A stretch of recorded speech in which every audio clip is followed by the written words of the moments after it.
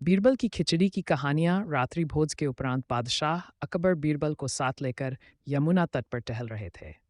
उनके साथ सुरक्षा हेतु कुछ सैनिक भी थे। वो जनवरी का महीना था और दिल्ली में शीतलहर बह रही थी। कड़ाके की ठंड में यमुना नदी का जल बर्फ के समान ठंडा हो चुका था। अकबर को जाने क्या सूझी कि उन्होंने अपनी उंगली यमुना के जल में डाल दी। ठंडक का एहसास होते ही उन्होंने फौरन अपनी उंगली जल से बाहर निकाली और बोले, बीरबल, इस मौसम में यमुना का पानी बर्फ के समान हो जाता है। इसमें एक उंगली डालना मुश्किल है। यदि किसी को इस पानी में थोड़ी देर भी रहना पड़ जाए तो वो जीवित नहीं बचेगा। बीरबल की सोच अकबर के विपरीत थी। वह बोला, मैं आपकी बात से सहमत नहीं हूँ हुजूर। इच्छा शक्ति हो तो मनुष्य कुछ भी कर गुजरता है। यमुना के पानी में कुछ देर खड़ा रहना तो बहुत ही छोटी बात है। हम तुमसे इत्तेफाक नहीं रखते बीरबल। इन दिनों यमुना के पानी में कोई खड़ा हो ही नहीं सकता। अकबर बीरबल की बात मानने को कतई तैयार नहीं थे। तो आजमा कर देख लीजिए जहां पनाह। कोई न कोई ज़रूर होगा जो अपनी इच्छा शक्ति के दम पर ये कर जाएगा। बीरबल विश्वास के साथ बोला, तो ठीक है। कल पूरे राज्य में मुनादी करवा दी जाए कि जो कोई भी पूरी रात यमुना के पानी में कमर तक डूब कर खड़ा रहेगा, उसे 50 स्वर्ण मुद्राएं इनाम में दी जाएंगी। अकबर तैश में आकर बोले। अगले दिन अकबर का आदेश पूरे राज्य में प्रसारित करवा दिया गया। कुछ दिनों तक यह चुनौती स्वीकार करने वाला कोई सामने नहीं आया। कोई साहस नहीं कर पा रहा था कि पूरी रात यमुना के ठंडे जल में कमर तक डूबकर खड़ा रह सके। अकबर के राज्य में एक निर्धन धोबी भी रहता था। उसकी माँ का स्वास्थ्य बहुत खराब था, किंतु पैसों की तंगी के कारण वह उनका इलाज नहीं करवा पा रहा था। जब उसने यह मुनादी सुनी तो पैसों के लिए यमुना में खड़े होने की चुनौती स्वीकार कर ली। वह रात भर अकबर के सैनिकों की निगरानी में यमुना में कमर तक पानी में डूबकर खड़ा रहा। भोर होते ही सैनिक उसे लेकर अकबर के सामने हाजिर हुए। अकबर के लिए यह यकीन कर पाना मुश्किल था। उन्होंने धोबी से पूछा, तुम सारी रात यमुना के पानी में कैसे खड़े रह पाए? जहां पनाह, मैं रात भर आपके महल में जल रहे दीपक को देखता रहा और इस तरह पूरी रात गुजर गई। धोबी बोला। यह सुनकर अकबर का पारा चढ़ गया और वे बिफरते हुए बोले, ओह, तो तुम सारी रात महल के दीपक से गर्मी लेते रहे। ये तो तुमने बेईमानी की है। तुम इनाम के नहीं बल्कि सजा के हकदार दो। सैनिकों, इसे बंदी बना लो। निर्धन धोबी को कारागार में डाल दिया गया। जब ये बात बीरबल को पता चली तो वो बड़ा दुखी हुआ। उस दिन वह दरबार नहीं गया। दरबार से बीरबल को नदारत पाकर अकबर ने एक सैनिक को उसे बुलवाने उसके घर भेजा। सैनिक ने वापस आकर अकबर को बताया कि बीरबल ने भोजन नहीं किया है। वह खिचड़ी बना रहा है। खाकर वह दरबार में हाजिर हो जाएगा। समय गुजरता गया।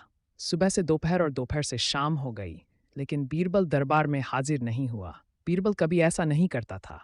बीरबल की यह हरकत अकबर की समझ के बाहर थी। समय गुजरता गया। सुबह से दोपहर और दोपहर से शाम हो गई, लेकिन बीरबल दरबार में हाजिर नहीं हुआ। बीरबल कभी ऐसा नहीं करता था।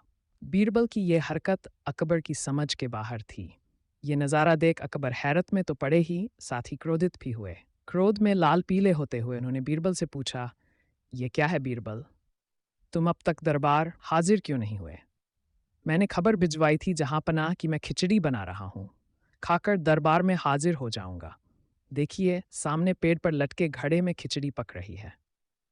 पेड़ पर लटके घड़े की ओर इशारा कर बीरबल ने उत्तर दिया, ऐसे कोई खिचड़ी बनाता है? पेड़ के नीचे जल रही आग से ऊपर लटके घड़े की कैसे पकेगी? अकबर चिल्लाए।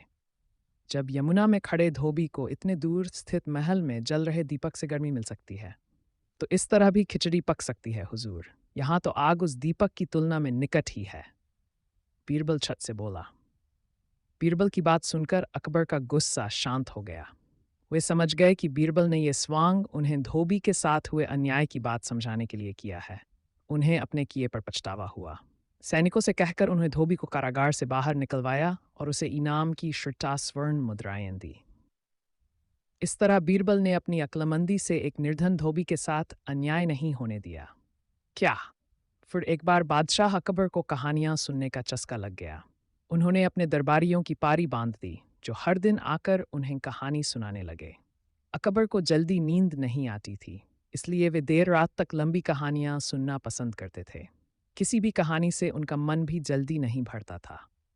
प्रारंभ में सभी दरबारियों ने उन्हें प्रभावित करने के उद्देश्य से खूब दिल खोलकर कहानियां सुनाई, लेकिन धीरे धीरे वे परेशान होने लगे। लेकिन बादशाह से कौन क्या कहता? डर के मारे सबकी जुबान बंद थी।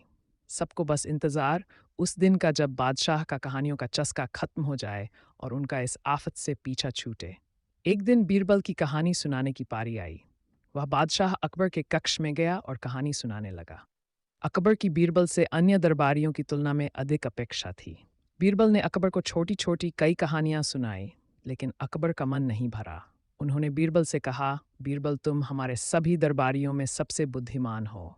तुम हमें कोई लंबी और सबसे हटकर ऐसी कहानी सुनाओ जो हमने कभी न सुनी हो। बादशाह का हुक्म बजाना बीरबल का कर्तव्य था। उसने जी हुजूर कहकर कहानी सुनना शुरू किया। अकबर भी बड़े ध्यान से कहानी सुनने लगे।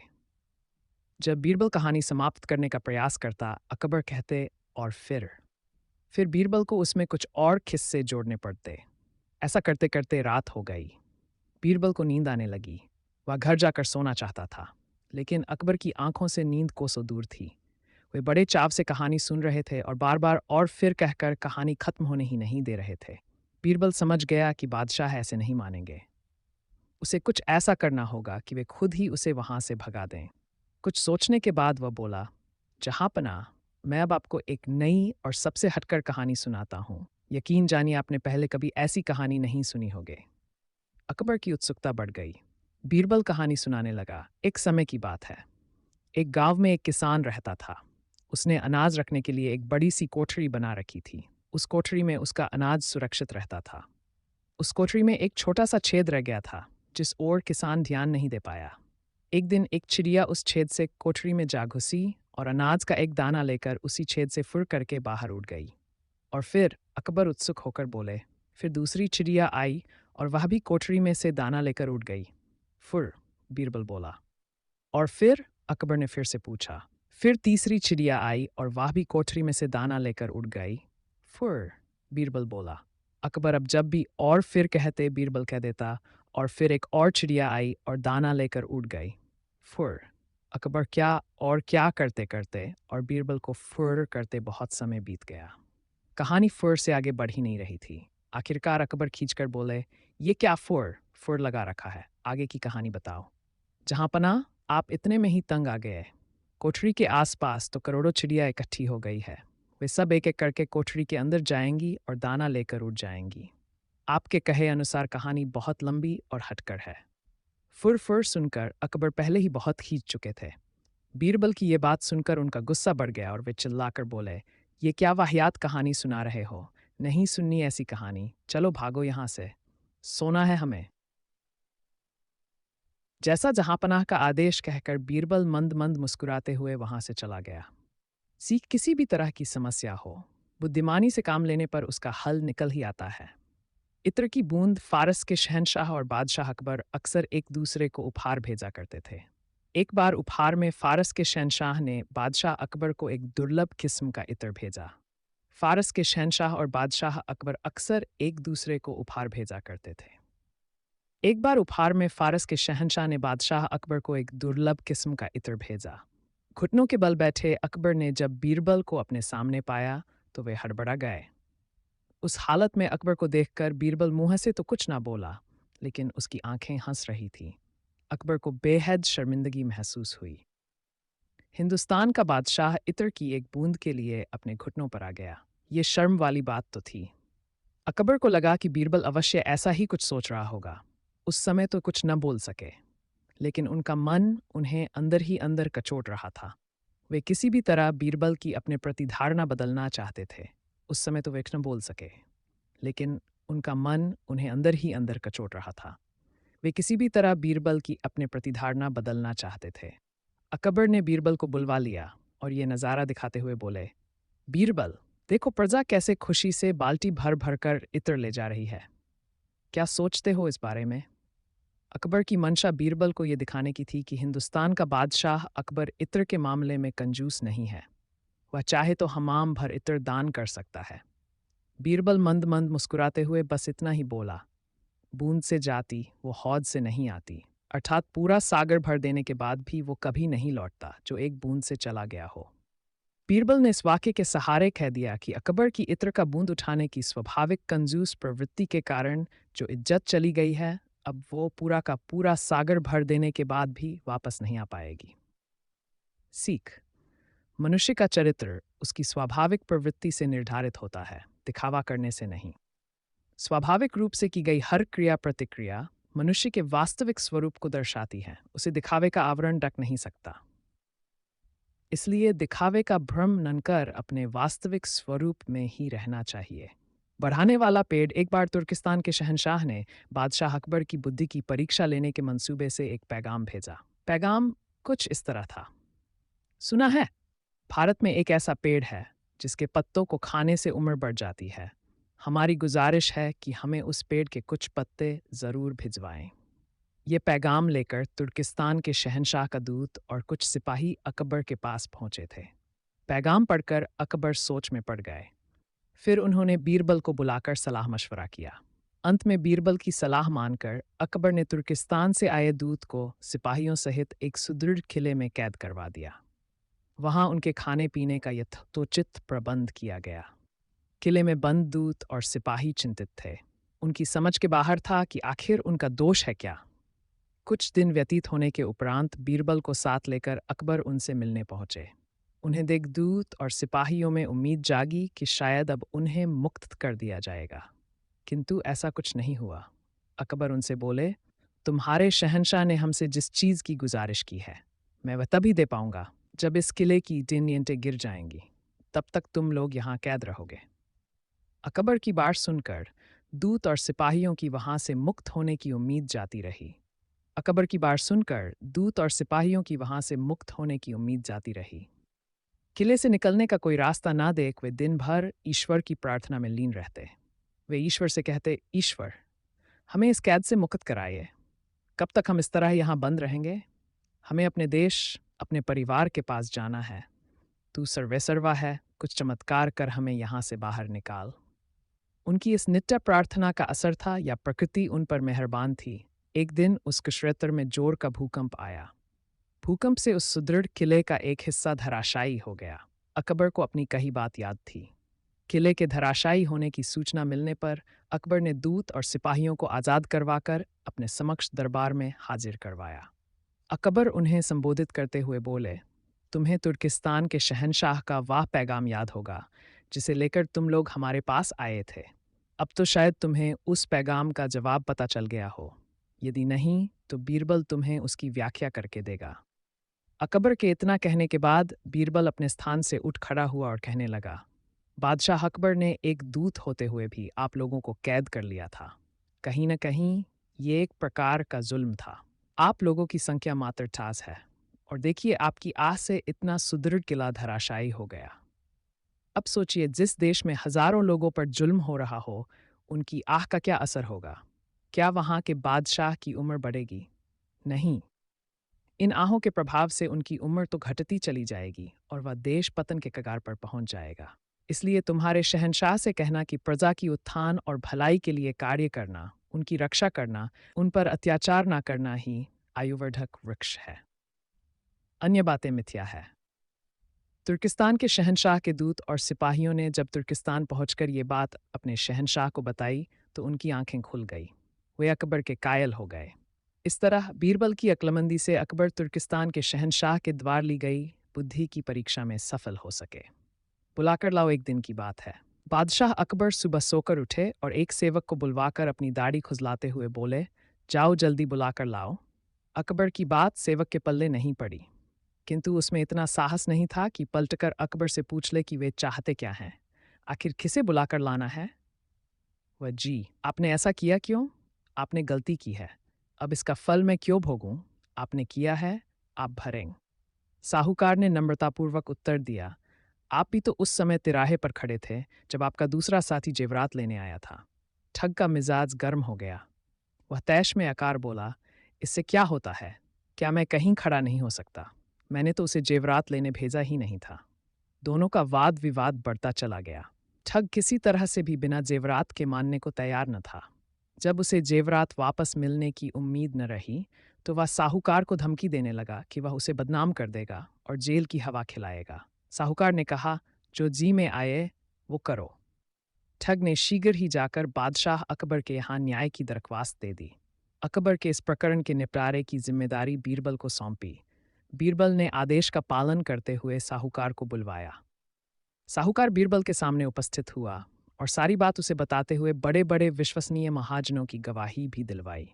बीरबल को तब यकीन हो गया कि ठग का दावा झूठा है। वह ठग से बोला, जब यह बात तय हुई थी कि तुम और तुम्हारा साथी एक साथ जेवरात लेने आओगे, तब ही साहूकार तुम्हें जेवरात वापस देगा। फिर तुम अकेले क्यों आए हो? तुम्हारा दूसरा साथी कहाँ है? ठग को कोई जवाब देते नहीं बना। तब बीरबल ने साहूकार को आज्ञा दी, जाओ, जब दोनों साथ आएं तब इन्हें मेरे पास ले आना, अकेले आएं तो भी लाना। ठग समझ गया कि अब उसकी कोई चालाकी नहीं चलेगी। लाचार होकर वह वापस चला गया और फिर कभी साहूकार के पास नहीं आया। साहूकार इस न्याय से बहुत खुश हुआ। अकबर ने भी मन ही मन बीरबल की बुद्धि की प्रशंसा की। हुजूर कहकर कक्ष से बाहर चला आया। अकबर की बात सेवक के पल्ले नहीं पड़ी, किंतु उसमें इतना साहस नहीं था कि पलटकर अकबर से पूछ ले कि वे चाहते क्या हैं, आखिर किसे बुलाकर लाना है। वह जी हुजूर कहकर कक्ष से बाहर चला आया। आखिरकार वह सेवक दौड़ा दौड़ा बीरबल के घर गया और पूरी बात बताते हुए बोला, हुजूर, आप ही बादशाह सलामत की बात का मतलब बता सकते हैं। सबसे पूछ चुका हूं पर कोई इसका अर्थ समझ नहीं पा रहा है। अगर जल्दी बादशाह का हुक्म नहीं बजाया तो मेरी शामत आ जाएगी। बीरबल ने कुछ देर विचार किया, फिर सेवक से पूछा, अच्छा ये बताओ, जब जहांपनाह ने तुम्हें ये हुक्म दिया तब वे क्या कर रहे थे? बादशाह सलामत सोकर उठे थे और बिस्तर पर बैठकर अपनी दाढ़ी खुजा रहे थे। सेवक सोचते हुए बोला। बीरबल को पूरी बात समझते देर नहीं लगी और वो बोला, हज्जाम को लेकर फौरन बादशाह सलामत के पास पहुंचो। सेवक ने वैसा ही किया और हज्जाम को लेकर अकबर के सामने हाजिर हो गया। अकबर हज्जाम को देखकर सोच में पड़ गए। मैंने तो सेवक को बताया ही नहीं था कि किसे बुलाना है, फिर ये हज्जाम को लेकर कैसे आ गया? उन्होंने सेवक से पूछा, सच सच बताओ, किसके कहने पर तुम हज्जाम को लेकर आए हो? घबराए सेवक ने बीरबल का नाम लिया और बोला कि बीरबल के सुझाव पर ही वह हज्जाम को लेकर हाजिर हुआ है। ठगों की करतूत दिल्ली में एक ईमानदार साहूकार रहता था। एक बार दो ठग सेठ के भेष में उसके पास आए और साहूकार से बोले, हम दोनों कुछ जेवरात बेचना चाहते हैं, आपसे निवेदन है कि आप उन्हें बिकवा दें, आपकी बड़ी कृपा होगी। साहूकार छल कपट से परे एक सरल स्वभाव का व्यक्ति था। उसने उत्तर दिया, जब तक मैं इन जेवरातों को खरीदारों को दिखाकर उनसे बातचीत न करूं, तब तक मैं आपको नहीं कह सकता कि ये बिकेंगे या नहीं। इसलिए आपको इन जेवरातों को मेरे पास छोड़ना होगा। कल दोपहर तक ग्राहकों से बात कर मैं आपको जानकारी दे दूंगा। सेठ के रूप में आए ठग बोले, आप बेखटक इन जेवरातों को अपने पास रखें, पर एक बात का ध्यान रखें कि जब हम दोनों एक साथ इन जेवरातों को लेने आएं, तब ही इन्हें लौटाएगा, एक के आने पर मत लौटाएगा। साहूकार ने कहा, ऐसा ही होगा। ठग जेवरात साहूकार के हवाले कर वहां से आगे बढ़ गए। 60-70 गज का फासला तय करने के बाद उनमें से एक साहूकार के पास वापस आया और बोला, हम ये जेवरात आपके पास नहीं छोड़ना चाहते, आप कृपा कर इन्हें वापस दे दीजिए। हम लोग कल दोपहर फिर आपकी सेवा में हाजिर हो जाएंगे। साहूकार ने पूछा, आपके दूसरे साथी कहाँ हैं? उस ठग ने उंगली से अपने दूसरे साथी की ओर इशारा कर साहूकार को बतलाया, उस तिराहे पर मेरा दूसरा साथी अपने एक मित्र से वार्तालाप कर रहा है, उसके कहने पर ही मैं आपके पास आया हूं। साहूकार ने भी जब दूसरे ठग को तिराहे पर खड़ा देखा तो उसने विश्वास कर पहले ठग को जेवरात वापस कर दिए। वह ठग जेवरात लेकर चला गया। कुछ समय बीता तो दूसरा ठग साहूकार के पास आया और जेवरात मांगने लगा। इस पर साहूकार बोला, जब आप तिराहे पर अपने मित्र से वार्तालाप कर रहे थे, तब आपका दूसरा साथी आया था और वह जेवरातों को ले गया। मैंने उससे आपके बारे में पूछा तो उसने आपकी ओर इशारा कर बताया कि आपके ही कहने पर वह आया है। उसकी बातों पर विश्वास कर मैंने उसे जेवरात वापस कर दिए। ठग जेवरात लिए बिना वहां से जाने को तैयार न हुआ।